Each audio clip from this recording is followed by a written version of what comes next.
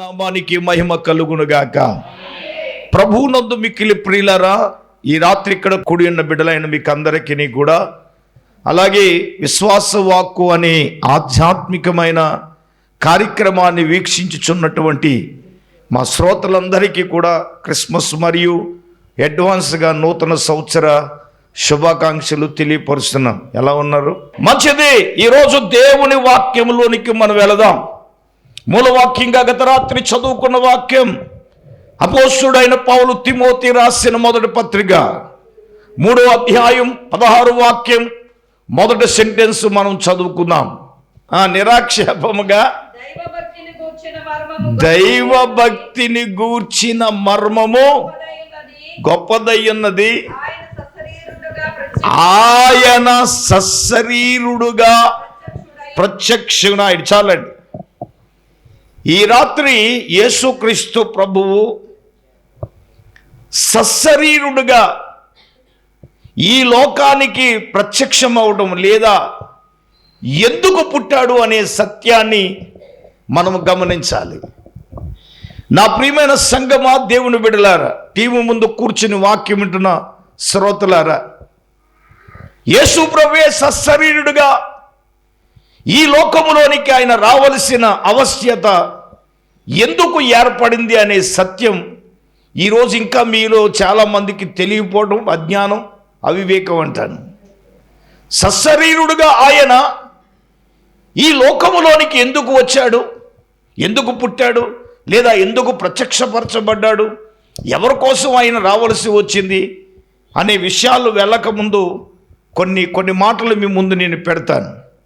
దేవుడు ఆదిలో జగత్ సృష్టిని దేవుడు నోటి మాట ద్వారా చేశాడు. కానీ మానవునమైన మనల్ని నోటితో చేయలేదు. ఎలా చేశాడు చెప్పండి?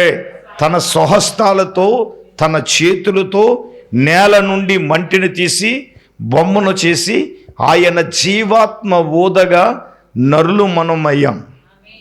ఇక్కడే మానవుల పట్ల దేవునికున్న ప్రత్యేకమైన ఉద్దేశం, మానవుని ఎందుకు చేసుకున్నాడు, ఏ ఉద్దేశంతో మానవుని చేసుకున్నాడు, మానవుని పట్ల దేవునికున్న ఉద్దేశం ఏమిటి అనేది ఆ దేవాది దేవుడే తనను తాను ఈ లోకములో ప్రత్యక్షపరచుకున్నాడు. ఎందుకంటే కింద వచనంలో మనం చూసినప్పుడు ఆ మానవుని తన పోలికలో చేసుకుని నువ్వు ఆకాశాన్ని ఎలాలి. చదువుతారా? ఆదికాండం 1వ అధ్యాయం. దేవుడు మన స్వరూపమందు మన పోలిక చొప్పున నరుని చేయుదము, వారు సముద్ర చేపలను, ఆకాశ పక్షులను, సమస్త భూమిని ఏలుదురుగాక అని పలికెను. పిల్లలు గమనించండి, ప్రత్యేకంగా దేవుడు మానవుణ్ణి ఎందుకు చేసుకున్నాడు అంటే ఈ భూలోకమును ఏలే ఆధిక్యతను, ఏలే అధికారాన్ని దేవుడు ఎవరికిచ్చాడు అంటే తన పోలికలో చేసుకున్న మానవునికి దేవుడు ఇచ్చాడు. చప్పట్లు కొట్టండి గట్టిగా. అయితే నా ప్రియమైన వాళ్ళని నేను ఒక ప్రశ్న వేస్తున్నాను. మనిషి ఆకాశాన్ని ఏలుతున్నాడా? సరే, వెళ్తున్నాడా? ఏలట్లేదు. కానీ అలా చుట్టూ తిరిగి తిరిగి తిరిగి తిరిగి తూర్పున ఒక దండం ఆడేస్తున్నాడు. దేనికి చెప్పరే? నువ్వు ఆకాశాన్ని ఏలరంటే దండం పెడతావు. నీకు అర్థమవుతుందా? ఏలుతున్నాడంటే ఏలట్లా. దేవుడేమో నువ్వు ఆకాశాన్ని ఏలాలి, భూమిని ఏలాలి, చెట్టుని ఏలాలి, జంతువులు ఏలాలంటే మనుష్యుడు ఏలుతున్నాడంటే మనుష్యులు ఏలట్లా. కారణం ఏమిటంటే అపవాదిగాడు ప్రియులారా దేవునితో అంటున్నాడు, ఇదిగో నాకు ముందు ఏలడానికి అధికారం ఇచ్చావు, ఇప్పుడు నువ్వు ఏలతానని నీ పోలుకలో నువ్వు అని చేసుకున్నావు. అసలు మానవుడు ఎలా ఏళ్తానో చూస్తానందంట. ఎవరో ప్రధాన దూత అయినటువంటి సాతాను, లూసిఫర్, అపవాది. వాళ్ళ భూమిని ఎలా ఏళ్తారో నేను చూస్తాను, వాళ్ళ భూమిని ఎలాగ ఏలుతారో నేను చూస్తాను అని తోటలోనికి అపవాది ప్రవేశించాడు. ఎలాగో ఈ స్టోరీ అంతా మనకు తెలుసు. ఆజ్ఞను అతిక్రమించి పాపము చేసేటట్లుగా చేసి దేవుడిచ్చే ఏలే ఆధిక్యతను మానవుడు మనిషి కోల్పోయేటట్టుగా చేశాడు. అయితే నా ప్రియమైన వాళ్ళరా, మానవుడు ఎప్పుడైతే ఆజ్ఞ అతిక్రమించి పాపం చేశాడో ఆ పాపము పోయే మార్గము మనిషికి తెలియక బలులర్పించారండి. ఏమండి, ఎన్నో యజ్ఞ యాగాలు చేశారు. ఏమండి, కోళ్ళను, అందుకే అన్నారు ఎడ్ల రక్తములోనైనను కోళ్ళ రక్తములోనైనను మానవునికి ఏం కలగలేదండి, పాప విమోచన కలగలేదు. అమ్మ వినండి, ఏ పోలికలో దేవుడు మానవుని చేసుకున్నాడో అదే పోలికలో ఏమండి యేసుక్రీస్తుగా సశరీరుడుగా మనుష్య కుమారుడిగా ఆయన ఈ లోకములోనికి పుట్టవలసిన ఆవశ్యకత ఏర్పడింది. అందరూ చప్పట్లు కొడదాం గట్టిగా. అయితే నా ప్రియులారా, యేసుక్రీస్తు ప్రభువు ఈ లోకములోనికి ఆయన వచ్చినది ఎందుకు, ఎలా వచ్చాడు అంటే చూడండి, ఒక్కసారి మనం గమనిద్దాం. ఫిలిప్పీలకు రాసిన పత్రిక 2వ అధ్యాయం, దయచేసి 7వ వాక్యాన్ని చదువుదామా. ఫిలిప్పీలకు రాసిన పత్రిక 2వ అధ్యాయం 6-7 చదువుదాం. 6-7 చదువుదాం. దేవునితో సమానముగా ఉండుట భాగ్యమని ఎంచుకోలేదు గాని మనుష్యుని పోలికగా పుట్టి దాసుని యొక్క స్వరూపమును ధరించుకుని తన్ను తానే రిక్తునుగా చేసుకొనెను. అమ్మ వినాలి, యేసు ప్రభువు ఈ లోకములోనికి సశరీరుడుగా ఎలా వచ్చాడో చూడండి. దేవునితో ఉండుటంట విడిచిపెట్టకూడదని భాగ్యమని ఆయన ఎంచుకోలేదట.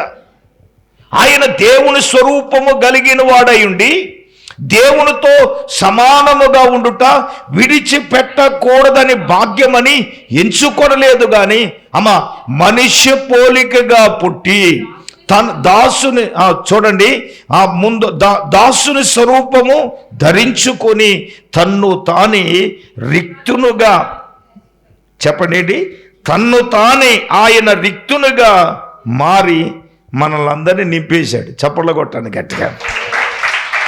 అంటే నేను అంటాను, ఆయన సశరీరుడుగా ఈ లోకానికి ఎలాగొచ్చాడంటే సూటిగా ఒక పాయింట్ చెప్తాను ఏంటంటే రిక్తునుగా. చెప్పండి, ఎలాగా? రిక్తునుగా దేవునితో ఉండుట విడిచిపెట్టకూడదని భాగ్యం. మరి ఆయనకి ఎంత హ్యాపీగా ఉందండి చెప్పండి. ఆయనకి దెబ్బలు తగిలేయా? ఏమన్నా కొరడా దెబ్బలు తినవలసిన పని ఏమైనా ఉందా ఆయనకి? తల మీద ముళ్ళ కిరీటాన్ని భరించవలసిన పని ఏమైనా ఉందా? మన కొరకు గాయపరచబడవలసిన పని ఏమైనా ఉంది సార్? యేసు ప్రభు సశరీరుడుగా ఈ లోకములో రావడానికి ముందుగా నేనేమంటానంటే దేవుని స్వరూపము కలిగిన వాడిగా ఉండి దేవునితో సమానముగా ఉండుట విడిచిపెట్టకూడదని భాగ్యమని ఎంచుకోలేదు. ఎవరి కోసమో తెలుసా? మానవాళిమైన మన కొరకు ఆయన ఎంచుకోలేదు. అర్థమవుతుందండి? తన్న తానే, అమ్మ వినండి, సశరీరుడుగా ఈ లోకములోనికి ఆయన రావడానికి నెంబర్ 1 ఏంటంటే తన్ను తానే రిక్తునిగా చేసుకుని మనందరి కోసం ఆయన వచ్చాడు. రిక్తునిగా అంటే తగ్గించుకుని. ఏంటి చెప్పండి, ఏంటి తగ్గించుకునే? ఎవరి కోసం వచ్చాడు? ఏమండి, తగ్గించుకుని ఎవరి కోసం వచ్చాడంటే మన కోసం వచ్చాడు. ఆయన సర్వలోకములో ఉన్న మానవాళి అందరి కోసం వచ్చాడు. చెప్పండి, తన్ను తానే రిక్తునిగా చేసుకున్నవాడు ఎవరైనా ఉన్నాడంటే అసలు ఆ దరిద్రం మనకి ఎందుకులేండి. ఒక యేసుక్రీస్తు తప్ప సర్వలోకంలో మానవాళి కొరకు రిక్తునిగా చేసుకున్నవాడు ఆయన తప్ప ఎవరు లేరు. నేనంటాను పాయింట్ నెంబర్ 1, ఆయన సశరీరుడుగా ఈ లోకములోనికి ప్రత్యక్షపరచడానికి ఎలా పుట్టాడు అంటే 1 తన్ను తానే రిక్తునిగా చేసుకుని. చూడండి, మనుషుల పోలికగా పుట్టి దాసుని స్వరూపము ధరించుకుని తన్ను తానే రిక్తునిగా చేసుకునేను. అయితే 8వ వచనాన్ని కూడా చదివేద్దామండి.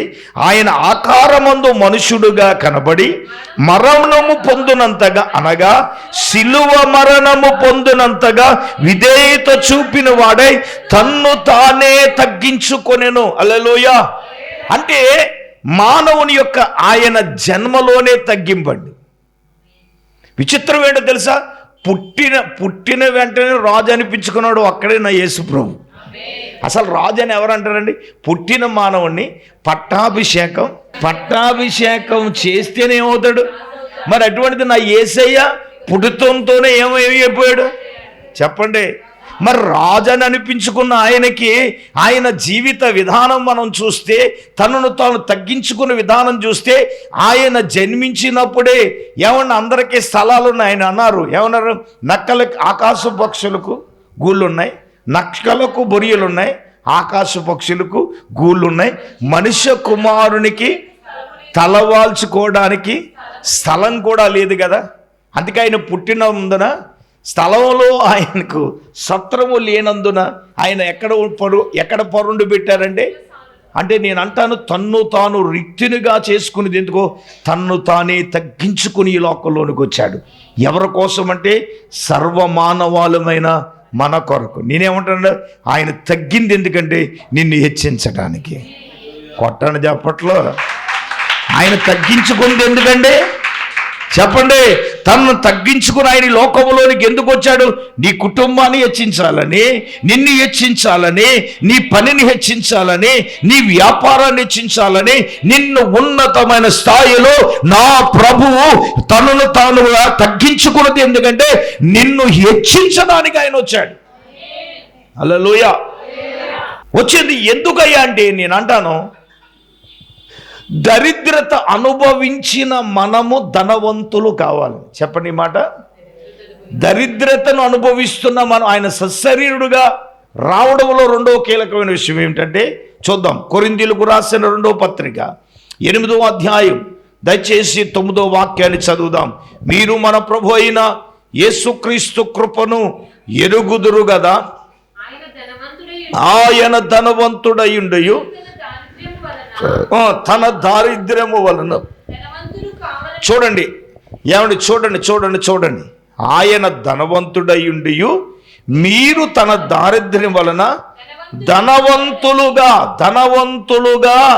కావాలనని ఆయనే మన నిమిత్తము దరిద్రుడుగా ఆయన ఈ లోకానికి వచ్చాడు.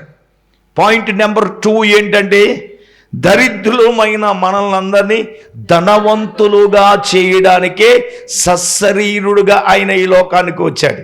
ఏమండి, దరిద్రులమైన మనం మనల్ని ఏం చేయడానికి? బాబో, యేసుప్రభు వచ్చింది దరిద్రులను ధనవంతులుగా చేయడానికి, మతాన్ని మార్చడానికి కాదు. ఈ రోజున ఎవడో పడతాడు, ఎట్లా పడితే అలాగ మాట్లాడేస్తున్నాడు. యేసుబాబు వచ్చి మతం మారిపోతుంది, మతం మార్చేయడానికి వచ్చాడు. ఆయన మతాన్ని మార్చడానికి సశరీరుడుగా రాలేదు ఈ లోకంలోనికి. ఎందుకు వచ్చాడు? దరిద్రులను చెప్పండి, దరిద్రులను ధనవంతులుగా చేయడానికే. ఏమండి, అంతే కదా. ఆయన ఈ లోకంలోనికి వచ్చాడు. మతాన్ని మార్చడానికి ఎవడండి? మతానికి యేసు ప్రభుకి సంబంధం ఏముంది? ఆయన ఏమన్నాడు? నేనే మార్గం అన్నాడు. అందుకని నా మతం అన్నాడు ఆయన? అనలేదుగా. ఆయన ఎందుకు వచ్చాడు సార్? ఈ రోజున ఈ క్రిస్మస్ ద్వారా కొంతమంది ప్రజలు దీన్ని తప్పుదోవ పట్టిస్తున్నారు. దరిద్రతలు అనుభవిస్తున్న మనలను ధనవంతులుగా చేయడానికి. ఏం చేయడానికి? ధనవంతులుగా చేయడానికి. నేను అంటాను, దరిద్రుని ధనవంతులుగా చేయడానికి వచ్చినోడు ఎవడైనా ఉన్నాడా చెప్పండి? ధనవంతుని దరిద్రుని చేయమంటే మన వాళ్ళు నెంబర్ 1. కానీ దరిద్రుని ధనవంతుని చేసినాడు ప్రపంచ చరిత్రలో ఎవడైనా ఉన్నాడా చెప్పండి గట్టిగా. నేను యేసుబాబు నమ్ముకుని పాడైపోయినాను అని ఎవడైనా ఉన్నాడా? అయ్యబాబు, నేను యేసుబాబు నమ్ముకోకముందు పాడైపోయినండి, నేను చాలా దరిద్రత అనుభవించానండి, ఎన్నో అప్పులు ఉన్నాయండి, నా బ్రతుకు ఎంతో దరిద్రం అనిపించిందండి, ఎన్నో సమస్యలు ఉన్నాయండి. కానీ నేను యేసు ప్రభువునందు విశ్వసించిన తర్వాత యేసు ప్రభు నా బతుకుని మార్చేశాడు అన్నాడు. కొట్టండి చెప్పండి. హల్లెలూయా. ఏమండి, యేసు ప్రభు ఈ లోకములోనికి ఆయన రావడంలో గనక రెండో రీజన్ ఏంటో తెలుసా? దరిద్రులను ధనవంతులుగా చేయడానికే సశరీరుడుగా ఆయన వచ్చాడు. నేనేమంటానంటే, ఆ దరిద్రత ఎందుకు వచ్చింది మనిషికి? పాపమును బట్టే కదా. ఆ పాపం చేయకూడపోతే వండి పెట్టే పని మీకుండేది కాదు, తెచ్చిపెట్టే పని మాకుండేది కాదు. అయితే మరి ఎలాగండి బాబు అంటే, పొద్దున్న ఆకలిస్తే ఓ పండు కోసుకుని తినేయడమే. అవి అలా చూస్తున్నారండి. ఏదైనా తోటలో పొద్దున్న టిఫిన్ అనగానే మొహం కడుక్కున్న వెంటనే ఆకలిస్తే ఏం కోసుకుంటాం అండి? పండు కోసుకుంటాం. మరి మధ్యాహ్నం ఏంటి? పండు కోసి తినడమే. సాయంకాలం అయితే చెప్పండి, మీ మనసులో ఏం చెప్పండి, అలాగుంటే ఎంత బాగుండు మాకు ఏమన్నది కదా. పొయ్యి వెలిగించవలసిన పని లేదు మీకు. ఆ పారంలో దేవుడు ఏదైనా తోటలో పెట్టేసాడండి. అయ్య బాబు నా ఒళ్ళు తగ్గట్లేదంటే ఇప్పుడు డాక్టర్ ఏమంటున్నాడు? నువ్వు తింటాం మానేసి పళ్ళు తినమంటున్నాడు. దేవుని ఇస్తుంది సార్. ఆ పారంలో దేవుడు ఏదైనా తోటలో పెట్టాడు సార్. ఇప్పుడు ఇదేంటి? అంతే కదా. మరి ఈ రోజున ఎంత హ్యాపీగా ఉంటుందండి. వాళ్ళకి రోగాలు ఉన్నాయా? ఏమైనా ఉన్నాయా? పళ్ళు తిన్నప్పుడు ఏవి లేవు. సకల జీవరాశులు తింటున్నాం కాబట్టి పనికిమాల రోగాలన్నీ వస్తున్నాయి. అంతే కదా. మరి చికెన్ గున్యా వస్తుంది అన్నావు, కీళ్ళు నొప్పులు ఏంటది? చికెన్ గున్యా జ్వరం వస్తుంది, నువ్వు చికెన్ మాంతున్నావా? అంతే కదా. మరి నేను అంటాను, ప్రియులర్ గమనించండి, ఏదైనా తోటలో చాలా హ్యాపీగా ఉంది సార్. చల్లపూట వేళ దేవుడు వచ్చేవాడు సార్. చల్లపూట వేళ ఎంతో సంతోషంగా నా కొడకానగానే ఆదాము చో పక్కన కూతురు అంటే వచ్చావు, అమ్మ పక్క నుండి దేవుడు కొద్దిసేపు ముచ్చటించి వెళ్ళిపోయేవాడు. నేను అంటాను, ఆజ్ఞ అతిక్రమించి మనిషి పాపం చేయటాన్ని బట్టే ఈ రోజున కుటుంబాలు దరిద్రత ఏర్పాటు చేస్తుంది. నువ్వు దరిద్రత అనుభవించడానికి నువ్వు సంపాదించిన దరిద్రం నీ కుటుంబంలో ఏలుబడి చేస్తుంది. చేయట్లేదండి? చెప్పండి, చేయట్లేదా? ఏమండి, ఇంటింద పాది కష్టపడుతున్నావు అండి. మరి కష్టపడితే నీకేంటి? నీ ఎదురింటి ఆవిడందే, నా మా ఆయన ఒక్క ఆయనే సంపాదించండి, మేము బాగుపట్టలేదా? ఇంటి పాది నువ్వు సంపాదించినా నీ సంపాదన అంతా ఏమైపోతుందని ప్రశ్నించట్లేదా? నేను అంటాను, వాళ్ళకుందే నీకెందుకు లేదు? నువ్వు దరిద్రత నువ్వు ఎందుకు అనుభవిస్తున్నావు? యేసు ప్రభు ఈ లోకములోనికి రావడానికి రీజన్ ఏంటంటే, మనుషులు దరిద్రతలో ఉన్నారు. ఇక్కడ ఏమన్నాడు అంటే చూడండి, ఆయన ధనవంతుడయుండియు మీరు తన దారిద్ర్యం వలన ధనవంతులు కావాలని మీ నిమిత్తమే ఆయన ఏమైపోయాడు? అక్కడేమో రిక్తుడుగా అన్నాడు, ఇక్కడేమో దరిద్రుడుగానే మారిపోయాడట. ఎలాగండి? అక్కడేమో రిక్తునుగా మారాడు, ఇక్కడ ఎలా మారాడు? దరిద్రుడుగానే. అంటే ఎందుకయ్యా అంటే, మనల్ని ధనవంతుల చేయడానికి, మన దరిద్రాన్ని పోగొట్టడానికి. ఆమేన్. నీ కుటుంబంలో ఉన్న దరిద్రం పోవాలంటే, నీలో ఉన్న దరిద్రం పోవాలంటే, నీ వ్యాపారంలో ఉన్న దరిద్రం పోవాలంటే, నీ ఉద్యోగంలో నీకున్న దరిద్రం పోవాలంటే, నీవు చేసే నీ పనిలో ఉన్నటువంటి దరిద్రము పోవాలంటే యేసు ప్రభువే ఈ లోకానికి ఆయన అందుకే వచ్చాడు. హల్లెలూయా. దరిద్రుడు ఎందుకు అయ్యాడంటే, నిన్ను ధనవంతులుగా చేయటానికి, నీ కుటుంబంలో దరిద్రతనంతా తీసివేయడానికి కదా యేసు ప్రభు వచ్చాడు. ఆయన సశరీరుడుగా ఈ లోకములోనికి తన్ను తాను ప్రత్యక్షపరుచుకున్నది ఎందుకో తెలుసా? దరిద్రత మనం అనుభవించడం కోసం ఆయన దరిద్రుడయ్యి మనల్ని అందరినీ ఏం చేశాడు తెలుసా? ధనవంతులుగా చేయడానికి నా యేసు ప్రభు ఈ లోకంలోనికి వచ్చాడు. మూడవదిగా మనం చూద్దాం. దేవుని బిడ్డలారా, 2 కొరింథీయులకు రాసిన పత్రిక 5వ అధ్యాయం దయచేసి 21వ వాక్యాన్ని మనం చదువుదాం.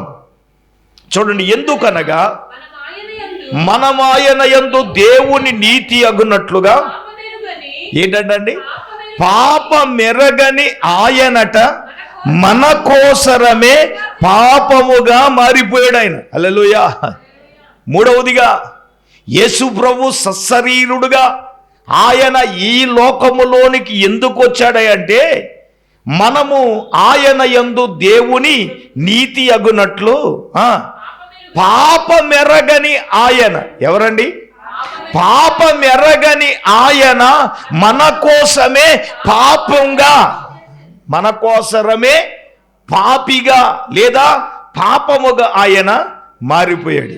నేనంటాను, ఏ పాపం ఎరగని ఆయన అంటే, ఆయన జన్మంలో ఏమి లేదండి పాపం ఉందా? చెప్పండి.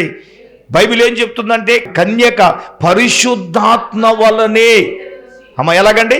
పరిశుద్ధాత్మ వలననే ఆమె గర్భము ధరించింది. నేనేమంటానంటే ఆయన జన్మలోనే పాపము లేనివాడిగా పుట్టినవాడు. చప్పట్లు కొట్టండి గట్టిగా.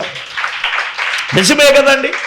ఆయన పుట్టికలోనే, ఆయన జన్మములోనే పాపముందా చెప్పండి? ఈ రోజున పాపముందంటే పాపము లేదు. ఆయన పుట్టికే పాపము లేకుండా పుట్టాడు ఆయన. రెండవదిగా ఏమన్నా ఆయన భూమి మీద బతికి ఉన్న దినాల్లో ఆయన ఏమన్నాడు తెలుసా? నాలో పాపము ఉందని మీలో ఎవరు స్థాపించగలరు, రుజువుపరచగలరు అంటే ఎవడైనా రుజువుపరిచారు సార్? చెప్పండి. ఆయన క్యారెక్టర్లో పాపం లేదు, ఆయన జీవిత పుట్టుకలో పాపం లేదు, ఏమన్నా ఆయన జీవిత విధానంలోనూ పాపం లేదు. ఏమన్నా ఆయన అన్నాడు నాలో పాపం ఉందని. అంత బిగ్ ఛాలెంజింగ్. నేనంటాను నాతో సహా మనం యథార్థంగా ఒప్పుకోవాలి. ఎక్కడో దుక్కినా ఏదో ఒక బలహీనతో ఎవరైనా సరే పాపము చేసిన వారంగా ఉండు. కానీ యేసయ్య అట్లాగ లేదు కదా. భక్తులు కొంతమంది చరిత్రలో మనం చూసినప్పుడు వారు ఆ పౌలు గారే అంటాడు, ఏంటి తెలుసా? నా శరీరంలో ఒక పాప నియమము ఏలుబడి చేస్తుంది. నేను ఆ పాప నియమములో, రోమీయులకు రాసిన పత్రికలో పౌలు చాలా స్పష్టంగా ఈ మాట చెప్తా ఉన్నాడు. ఒకసారి చూద్దాం. 7వ అధ్యాయం మనం చూసినప్పుడు 7వ అధ్యాయం 24వ వచనం చదవండి. అయ్యో నేను ఎంత దౌర్భాగ్యుడను, ఇట్టి మరణములకు లోనగు శరీరము నుండి నన్నెవడు విడిపించగలడు? మన ప్రభు అయిన యేసుక్రీస్తు ద్వారా దేవునికి నేను కృతజ్ఞతాస్తుతులు చెల్లించుచున్నాను. కాగా మనసు విషయములో దైవ నియమమునకును, శరీర విషయములో పాప నియమమునకు నేను దాసుడునై ఉన్నానని పౌలు వారే అంటున్నాడు. అయ్యో నేనెంతటి దౌర్భాగ్యుడను, నేనిట్టి మరణమునకు లోనగు శరీరము నుండి నన్ను ఎవడు విడిపించగలడు? ప్రభు అయిన యేసుక్రీస్తు ద్వారా నేను దేవునికి నేను కృతజ్ఞతాస్తుతులు చెల్లించుచున్నాను. కాగా మనసు విషయములో, మనసు ఎప్పుడు దైవ నియమాన్నే కోరుకుంటుంది, కానీ శరీరము పాప నియమాన్ని కోరుకుంటుంది. అయితే నేనంటాను యేసు ప్రభు అన్నారు నాలో పాపమున్నదని మీలో ఎవరు చూపించవాలి? చూడండి, ఒక రోజున ఆయన ఒలీవల కొండకి వెళ్ళి ప్రార్థన చేసి దిగి వస్తున్నాడు. ఈ లోపల వ్యభిచారంతో పట్టబడిన స్త్రీని కొంతమంది రాళ్ళతో తరుముకుంటూ వస్తున్నారు. తరుముకుంటూ వస్తున్న వాళ్ళు, అయ్యా బోధకుడా, మోషే ధర్మశాస్త్రం చెప్తుంది వ్యభిచారంతో పట్టబడిన స్త్రీని రాళ్లతో కొట్టి చంపమని. మరి చంపేయచ్చుగా? చెప్పండి, చంపేయచ్చుగా? చంపేయడం మానేసి వీళ్ళు ఏమన్నారు? బోధకుడా అసలు మీరు నన్ను ఏం చేయమంటారని అడుగుతున్నారు. అసలు ఈయనేమి చెప్తాడు? అసలు విషయం ఏంటి తెలుసా? మీరు చంపకండి అంటే 6 రాళ్ళతో యేసుబాబుని చంపేద్దామని వీళ్ళ మాస్టర్ ప్లాన్. దేవునికి స్తోత్రం. వాళ్ళ మాస్టర్ ప్లాన్ ఏంటండి? యేసు ప్రభు కనుక అలాగంటే, ఇప్పుడు ఆయన వీళ్ళే ఇంత తెలివిగా వ్యవహరిస్తే యేసు ప్రభు కూడా మరి ఏమన్నాడు? యేసు ప్రభు ఒరే బాబు వేయమని అనలేదు, వేయొద్దని అనలేదు, కానీ ఆయన ఏమన్నాడంటే మీలో పాపము లేనివాడు, పాపం చేయనివాడు మొట్టమొదటి రాయి వేయండి అన్నాడు. ఏమన్నాడు? మీలో పాపము లేనివాడు. ఏమండి ఆమె తెలిసి చేసిందండి. వీళ్ళందరూ ఎవరండి? తెలిగి చేశారుగా. ఆయన వంగి ఏదో రాస్తున్నాడు. చాలామంది చెప్పేది ఏంటంటే అక్కడ వచ్చిన పాపాలు రాసాడు అంటారు చాలామంది. వచ్చినాడు ఒక్కొక్కడు, రాయి ఎత్తున్నాడు ఒక్కొక్కడు, ఆయన పాపం వెళ్ళిపోతున్నాడు. ఇప్పుడు చివరికి ఏమంటాడంటే, అమ్మా ఎవరు లేరంటే, అయ్యా పాపం చేసి నేను, పాపం చేయన నువ్వు మిగిలేరు. పాపం చేయన ఆయన, పాపం చేసిన ఆమె. అంటే దీన్ని బట్టి ఏమర్థమైందంటే యేసయ్య ఏ పాపము చేయనివాడుగా, ఏ పాపము ఎరగనివాడుగా తన్ను తాను ప్రత్యక్షపరుచుకున్న సందర్భాలు చాలా ఉన్నాయి. అమ్మ మీరు వినాలి. ఆయన అన్నాడు, అమ్మా నేను ఇకను నీకు శిక్ష విధింపను కానీ నువ్వు వెళ్ళి ఇక పాపము చెయ్యకు. చప్పట్లు కొట్టండి గట్టిగా. ఇప్పటి వరకు అనుకూలించగో పాపం చేసావు, కానీ నువ్వు వెళ్ళి ఇక పాపము చెయ్యొద్దు అన్నారు. ఇంత స్పష్టంగా తన జీవిత విధానములో ఇక్కడ అంటున్నాడు పౌలు, మనము దేవుని నీతి అగునట్లుగా ఏ పాపము ఎర్రగని ఆయన, చెప్పండి, ఏ పాపము ఎర్రగని ఆయన ఏం చేశాడండి? మన కోసరం పాపముగా మారాడు. ఎందుకో మాట చెప్తాను. పాపిగా ఎందుకు మారాడంటే మనల్నందరినీ నీతిమంతులుగా చేయడానికి. హల్లెలూయా! కొడితే చప్పట్లు గట్టిగా కొట్టండి, దేవునికి మహిమ కలుగునట్టు. ప్రియ సంగమా, దేవుని బిడ్డలారా, ఆయన పాపముగా ఎందుకు మార్చబడ్డాడు? దాని పాపముగా ఎందుకు మార్చబడ్డాడంటే మనలను నీతిమంతులుగా మార్చడం. మనల్ని ఎందుకండి? నీతిమంతుల బుర్రలోకి వెళ్ళాలి. దేవుని గురించి స్తోత్రం. ఒకటి, రిక్తునుగా చేసుకున్నాడు. 2, దరిద్రుడుగా మారాడు. 3, పాపిగా మారాడు. అమ్మ వినండి, రిక్తునిగా చేసుకున్నది తగ్గించుకుంది ఎందుకంటే మనలను హెచ్చించడానికి. దరిద్రుడుగా ఎందుకు మారాడంటే మనలను ధనవంతులుగా చేయడానికి. 3, మన కోసరం పాపిగా ఎందుకు మారాడంటే మనలను నీతిమంతులుగా చేయడానికి. నా ప్రియమైన దేవుని బిడ్డలారా, ప్రతి ఒక్కరూ ఈ సత్యాన్ని ఎరిగిన వారుగా, యేసు ప్రభు సశరీరుడుగా ఈ లోకములోనికి ఆయన రావడం అందుకే వచ్చాడు, దానికోసమే వచ్చాడుగా. 4వదిగా ప్రియులారా, అపోస్తుడైన పౌలు గలతీయులకు రాసిన పత్రిక 3వ అధ్యాయం, దయచేసి 12, 13 వాక్యాలు మనం చదువుకుందాం. గలతీయులకు రాసిన పత్రిక 3వ అధ్యాయం, దయచేసి 13. నీతిమంతుడు విశ్వాస మూలముగా జీవించును. ధర్మశాస్త్రము విశ్వాస సంబంధమైన కాదు గాని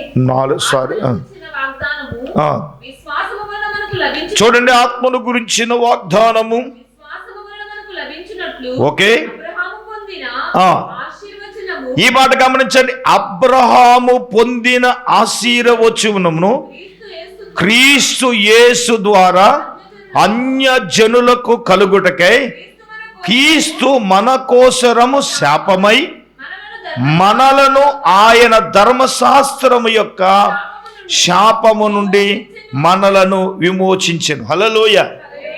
ఒక లైన్లో నేను చెప్తాను, ఆయన మన కోసరము శాపమై మనలను ఆశీర్వదించాను. అమ్మ వినండి, అబ్రహాము పొందిన ఆశీర్వాద వచనం యేసుక్రీస్తు ద్వారా అన్య జనులమైన మనకు కలగుటకై క్రీస్తు మన కోసరం పాపమయ్యాడు. మన కోసరము ఆయన శాపగ్రస్తుడయ్యాడు.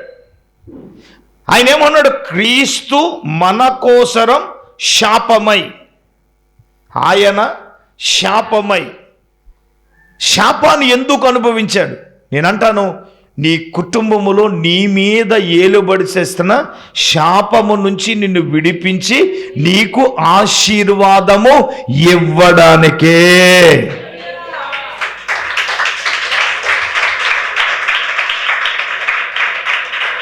హల్లెలూయా! శాపం ఏలుబడి చేస్తుంది కాబట్టి ఆశీర్వాదం లేదు. ఆయన శాపమైంది ఎందుకంటే అబ్రహాముకు కలిగిన ఆశీర్వాదం యేసయ్య ఇవ్వడానికి వచ్చాడు. అది మనకు ఆశీర్వాదం ఏమిటి? కీలకమైన పాయింట్ ఏంటంటే, మనకు ఆశీర్వాదము కలుగ చేయడం కొరకు క్రీస్తే మన కోసరం శాపమైపోయాడు. ఏం చేశాడు? ఎందుకు ఆయన శాపంగా మార్చబడ్డాడంటే, నీ శాపాన్ని ఆయన ఎత్తి మీద వేసుకున్నాడు. ఎందుకు? నీకు ఆశీర్వాదం ఇవ్వడానికి. అది